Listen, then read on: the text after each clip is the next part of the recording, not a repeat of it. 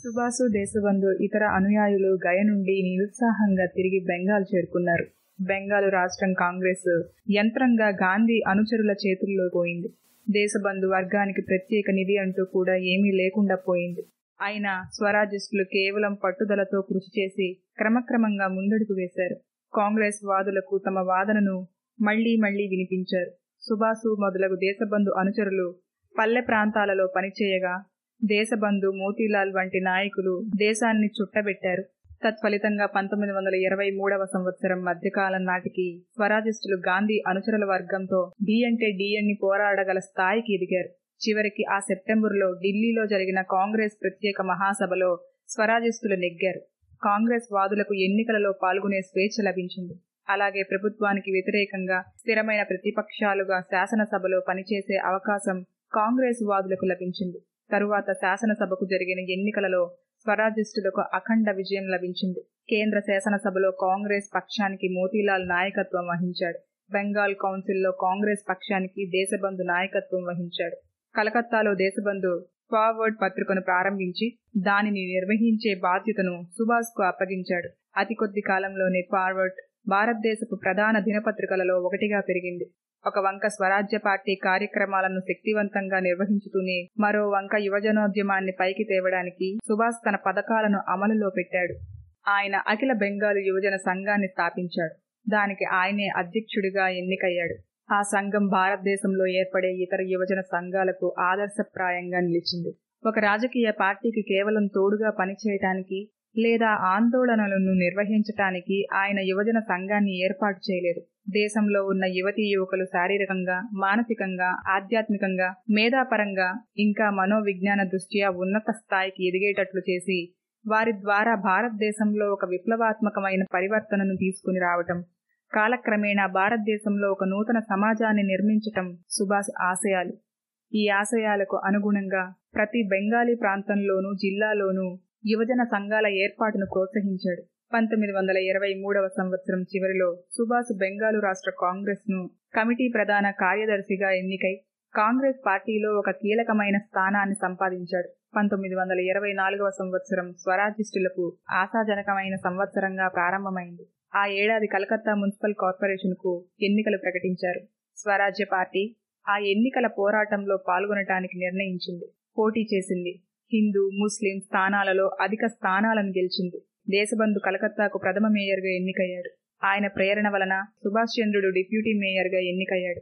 ఇంకా దేశబంధు ప్రేరణ వలననే సుభాష్ కలకత్తా కార్పొరేషన్ ప్రధాన కార్యనిర్వాహక అధికారి కూడా అయ్యాడు. సుభాష్ ఆ కార్పొరేషన్ పాలనా వ్యవస్థ ప్రధాన అధికారి అయ్యాడు. కానీ ఆయన నియామకం ప్రభుత్వానికి పెద్ద తలకాయ నొప్పి అనిపించింది. అయినప్పటికీ ఆలోచించి చివరకు ప్రభుత్వం ఆయన నియామకాన్ని ఆమోదించింది. దేశబంధు మేయర్గా, సుభాష్ డిప్యూటీ మేయర్గా, ప్రధాన పరిపాలనాధికారిగా కలకత్తా కార్పొరేషన్ కైవసం చేసుకోవటం భారతదేశంలో పౌరపాలనకు సంబంధించిన అభివృద్ధిలో నూతన శకం ఆరంభమైంది.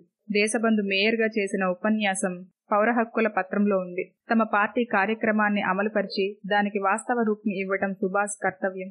కాగా మొదటిసారిగా భారీ గుడ్డను మున్సిపల్ సిబ్బంది అధికారిక యూనిఫామ్ గా వాడటం ప్రారంభమైంది. కలకత్తాలో బ్రిటిష్ ప్రముఖుల పేర్లు గల ఎన్నో వీధులకు, ఉద్యానవనాలకు భారతీయ నాయకుల పేర్లు పెట్టారు. ప్రప్రథమంగా కలకత్తా కార్పొరేషన్ లో ఒక యోగ్యుడైన అధికారి ఆధ్వర్యంలో విద్యాశాఖ ఏర్పాటైంది. ఆ నగరంలో నలుమూలలా బాలురకు, బాలికలు కూడా ఉచిత ప్రాథమిక పాఠశాలలు ఏర్పాటయ్యాయి. ఆరోగ్యాన్ని గురించి ప్రచారం చేయటానికి కార్పొరేషన్ ఆధ్వర్యంలో సేవా ధోరణి గల ప్రముఖ నగరవాసుల సహకారంతో ఆరోగ్య సంరక్షణ సంఘాలు ఏర్పడ్డాయి.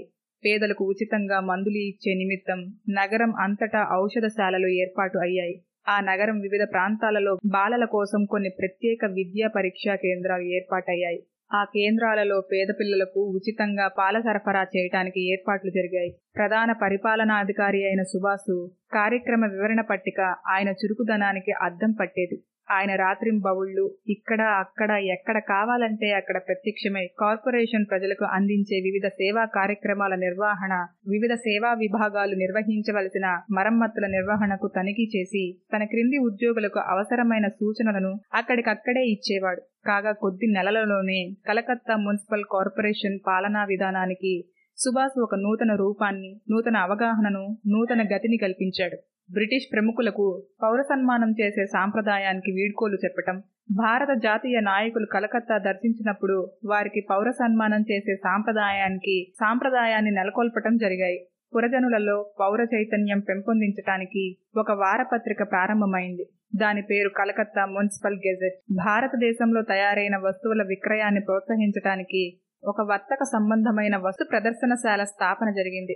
ఈ కార్యక్రమాల నిర్వహణ ఇలా ఉండగా సుభాష్ తన జీతంలో సగం మాత్రమే తీసుకుని మిగతా సగాన్ని ధర్మం చేసేవాడు. స్వరాజిస్టు కలకత్తా కార్పొరేషన్ పాలనలో జయప్రదంగా ముందుకు సాగిపోతూ బెంగాల్ కౌన్సిల్లోనూ కేంద్ర శాసనసభలోనూ శాసన నిర్మాణ కార్యక్రమాలలోనూ అడ్డుకోవటానికి వారు చేయగలిగినంత చేస్తూ ఉండగా బెంగాలులోని హుగ్లీ జిల్లాలో ఉన్న తారకేశ్వర దేవాలయంలో పేరుకుపోయిన అవినీతిని ప్రక్షాళన చేయటానికి, ఇంకా దానికి ప్రజాస్వామ్యబద్ధం చేయటానికి సత్యాగ్రహ ఉద్యమాన్ని ప్రారంభించమని దేశబంధు బెంగాల్ కాంగ్రెస్ కమిటీకి పిలుపు ఇచ్చాడు. అప్పుడు ఆ రాష్ట్ర కాంగ్రెస్ కమిటీకి సుభాష్ కార్యదర్శి. పంజాబులో సిక్కు పుణ్యక్షేత్రాలను ప్రజాస్వామ్య యత్నం చేయటానికి అవలంబించిన ఎత్తుగడలనే బెంగాలులో కూడా అవలంబించాలని దేశబంధు ఆలోచన. కాంగ్రెస్ సేవాదళ సభ్యులు తారకేశ్వరను చేరగానే బెంగాలు ప్రభుత్వం వాళ్ల మీద విరుచుకుపడింది. నిరంకుశుడైన ఆ దేవాలయ పాలకుడు మహంతును బలపర్చింది. అయినా ఆ ఉద్యమానికి ప్రజలు గొప్పగా స్పందించారు. 1924 మే నెలలో సిరాజ్గంజ్ లో బెంగాల్ కాంగ్రెస్ మహాసభ జరిగింది.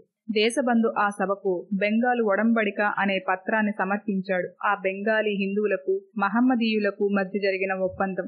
అది ఆ రెండు సమాజాల మత, రాజకీయ సమస్యలకు పరిష్కారాలు సూచిస్తూ చాలా కాలం ఎన్నో ఉద్యోగాలు, ప్రత్యేక హక్కులు కోల్పోయిన మహమ్మదీయులకు చాలా రాయితీలను ఇచ్చింది.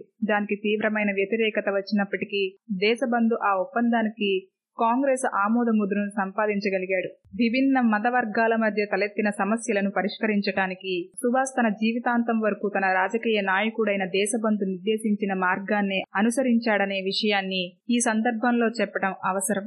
దేశబంధు విధానం న్యాయం, ఉదార స్వభావం అనే రెండు భావాల మీద ఆధారపడింది. సుభాష్ విధానం కూడా అదే.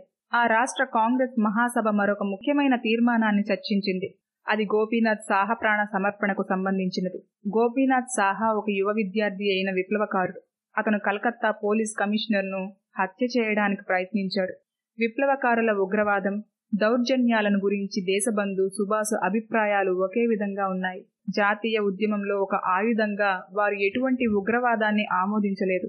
కానీ ఒక జాతి విమోచన ఉద్యమంలో కొందరు ఆదర్శవాదులైన యువతీ యువకులు తమను తామే బలిదానం చేసుకునేందుకు ఉగ్రవాదం వైపు మొగ్గుతారు అనే చారిత్రక వాస్తవాన్ని వారు గుర్తించారు.